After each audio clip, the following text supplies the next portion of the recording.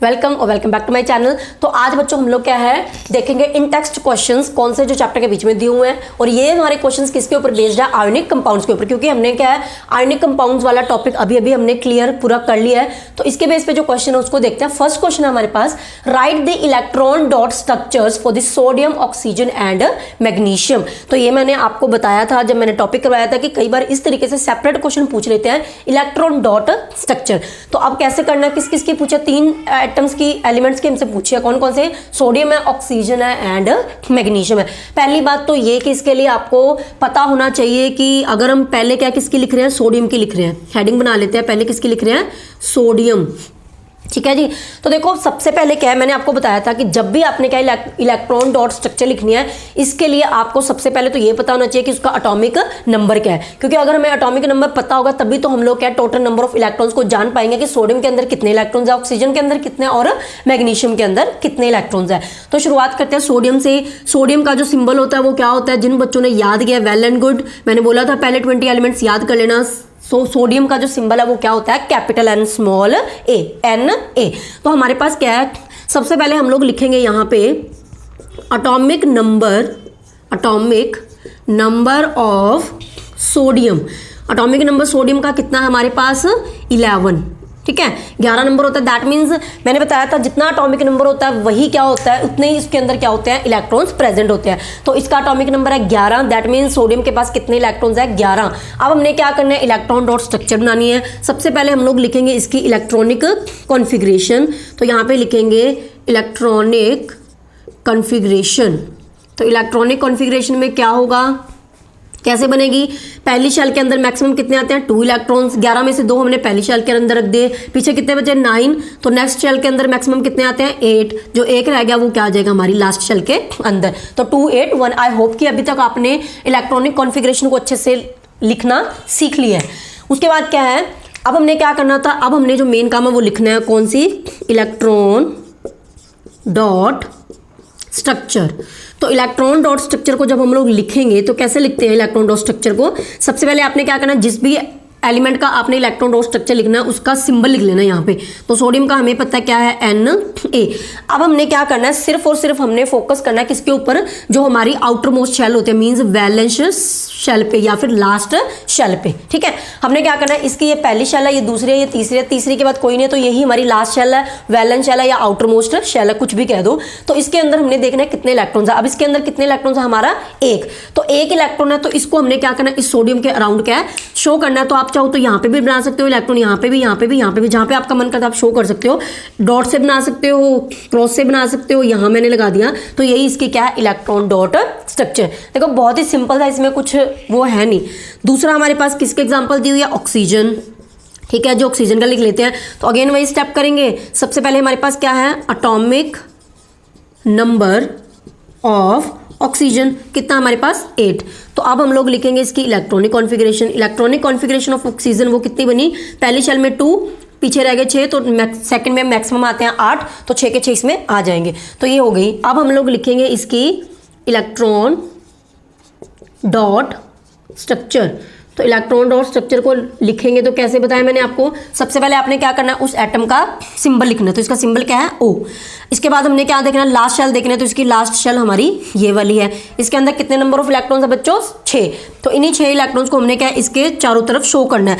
हमने क्या करना है ना, जब हमारे पास लास्ट वैलेंस शेल के अंदर इलेक्ट्रॉन्स देखेंगे, अगर 1 से ज्यादा है तो हमने क्या करना है, उनको पेयर बना के पहले रखना है। कोशिश करो कि पेयर में रख लो। तो 6 इलेक्ट्रॉन्स है, तो इसके अगर मैं जोड़े बना के रखूंगी तो क्या होगा, ये हमारा 2 इलेक्ट्रॉन यहाँ पे आ गए, 2 यहाँ पे आ गए। आप चाहो तो यहाँ पे भी बना सकते हो, यहाँ पे भी बना सकते हो। तो 2 यहाँ पे आ गए। तो इस तरीके से 6 इलेक्ट्रॉन्स आ गए, 1 2 3 4 5 6। तो ये हमारी क्या होगी, ऑक्सीजन की इलेक्ट्रॉन डॉट स्ट्रक्चर। ठीक है, तीसरी और करवा देती हूँ, आप चाहो तो ट्राई करके देख सकते हो वीडियो को पॉज करके। आगे है हमारा मैग्नीशियम।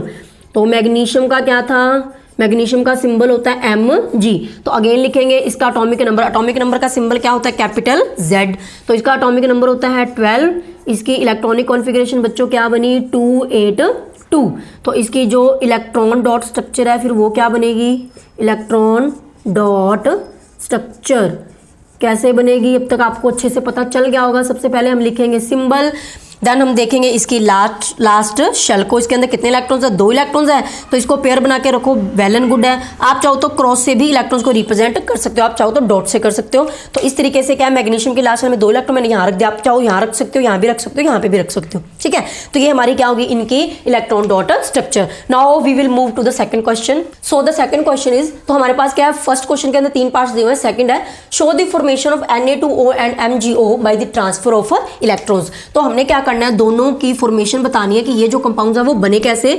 तो बाय द वे ये जो हमारा Na2O है ये और MgO मैग्नीशियम ऑक्साइड दोनों ही हमारे क्या है, आयोनिक कंपाउंड है। अब मुझे कैसे पता चला कि आयोनिक कंपाउंड, मैंने आपको भी बताया था।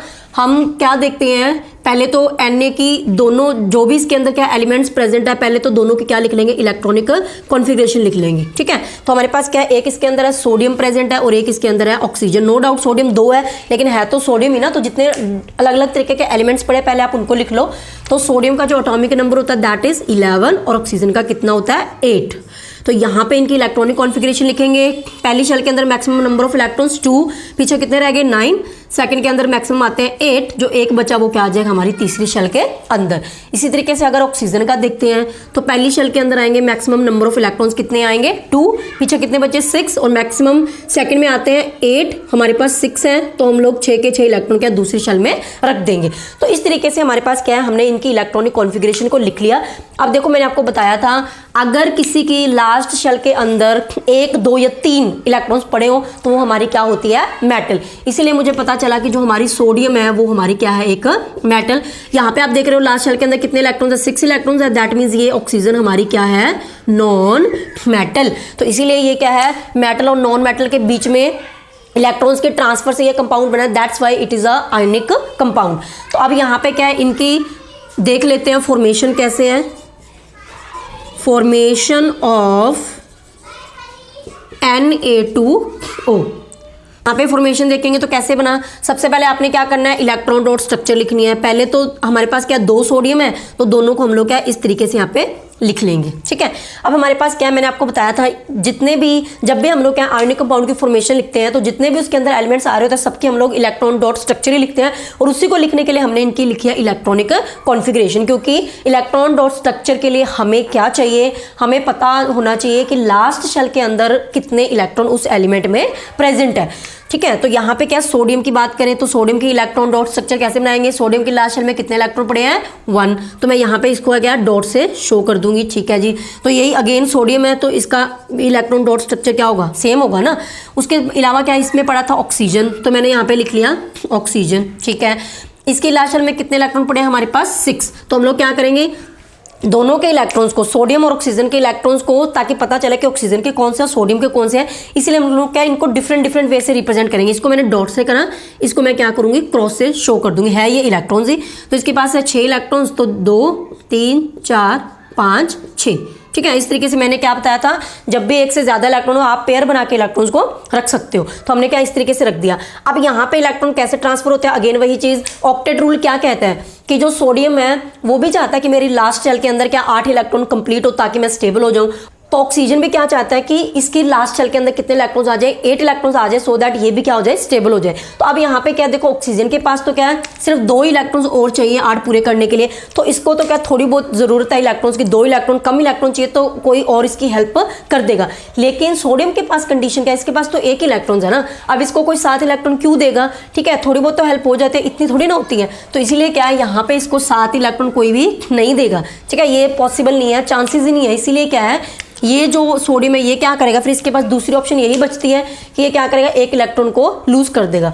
अगर ये 1 इलेक्ट्रॉन अपना किसी को दे दे तो इसकी लास्ट शेल रिमूव हो जाएगी ये वाली, तो लास्ट शेल कौन सी बन जाएगी, सेकंड वाली, और इसमें ऑलरेडी क्या है 8 इलेक्ट्रॉन है, तो ऑक्टेट रूल के अकॉर्डिंग ये भी क्या हो जाएगा, स्टेबल हो जाएगा, ठीक है। इसी तरीके से क्या हमारे पास ये जो सोडियम है इसने भी अपना 1 इलेक्ट्रॉन देना, तो ये सोडियम क्या करेगा, 1 इलेक्ट्रॉन अपना ऑक्सीजन को दे देगा, क्योंकि ऑक्सीजन को क्या इलेक्ट्रॉन चाहिए, इसके पास क्या है 6 इलेक्ट्रॉन्स है, तो 2 इलेक्ट्रॉन की कमी है, तो ये 6 इलेक्ट्रॉन लूज नहीं कर सकता, इसको 2 लेने पड़ेंगे। तो ये जो सोडियम है ये भी क्या करेगा, अपना 1 इलेक्ट्रॉन ये दे देगा, तो ऑक्सीजन को कितने इलेक्ट्रॉन चाहिए थे और दो क्या है, एक एक सोडियम से उसको मिल गए, और दोनों सोडियम भी क्या है एक एक इलेक्ट्रॉन लूज कर दिया, तो ये भी क्या हो गए, स्टेबल हो गए, क्योंकि अब यहाँ पे क्या नंबर ऑफ शेल्स बच गई 2 और लास्ट के अंदर कितने इलेक्ट्रॉन है 8, और ऑक्टेट रूल के अकॉर्डिंग ये क्या हो गया, स्टेबल। तो ये तो हम चाहते थे। तो यहाँ पे क्या बना, अभी अगर हम इसकी बात देखें तो इस तरीके से इसका क्या बन रहा है, देखो Na है।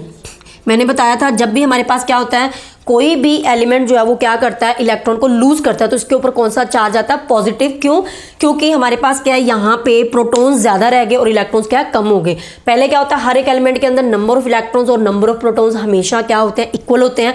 तो सोडियम के पास क्या आते हैं, 11 इलेक्ट्रॉन थे, 11 प्रोटॉन्स थे, लेकिन अब क्या हुआ, सोडियम ने अपना एक इलेक्ट्रॉन लूज कर दिया, किसी को दे दिया, ऑक्सीजन को, इसीलिए इसके पास क्या 11 प्रोटॉन्स तो है, लेकिन इलेक्ट्रॉन्स कितने बचे हैं, 10, इसलिए ओवरऑल चार्ज क्या आ गया, पॉजिटिव। तो यहाँ पे आ जाएगा पॉजिटिव चार्ज।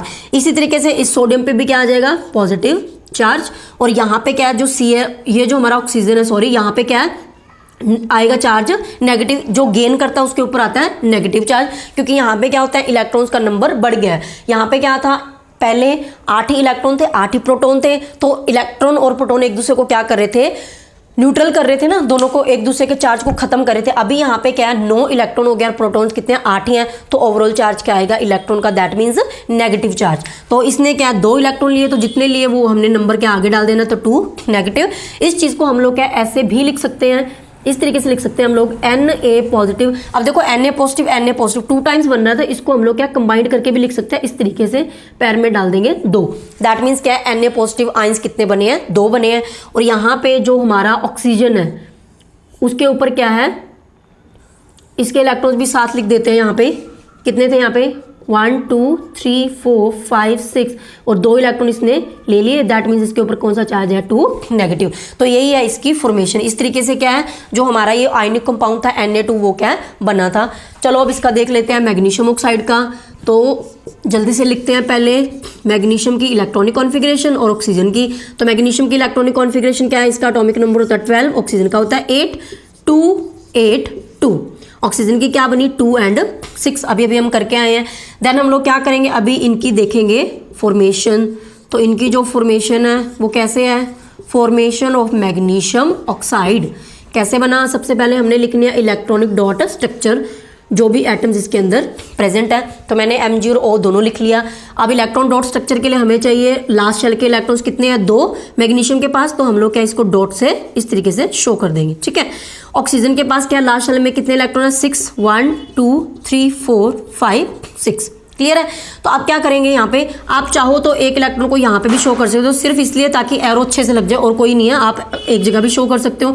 तो अगेन वही चीज़ है, ऑक्सीजन को क्या चाहिए, 2 इलेक्ट्रॉन चाहिए अपना ऑक्टेट कंप्लीट करने के लिए, स्टेबल होने के लिए। और मैग्नीशियम क्या करेगा, इसके पास सिर्फ 2 इलेक्ट्रॉन है, तो इसको कोई भी 6 इलेक्ट्रॉन नहीं देगा। मैग्नीशियम को अपने 2 इलेक्ट्रॉन क्या करने पड़ेंगे, लूज करने पड़ेंगे, सो दैट इसकी लास्ट शेल सेकंड वाली बन जाए, जिसके अंदर क्या है 8 इलेक्ट्रॉन। सो मैग्नीशियम भी क्या हो जाएगा, स्टेबल। तो इसीलिए क्या है, ये मैग्नीशियम अपना एक इलेक्ट्रॉन इधर दे देगा, और ये वाला दोनों इलेक्ट्रॉन्स अपने क्या मैग्नीशियम ऑक्सीजन को दे देगा, और ऑक्सीजन ले लेगा। तो इस तरीके से दोनों क्या हो जाएंगे, स्टेबल। तो इसकी वजह से हमारे पास क्या बनेगा, इस तरीके से बनेगा Mg।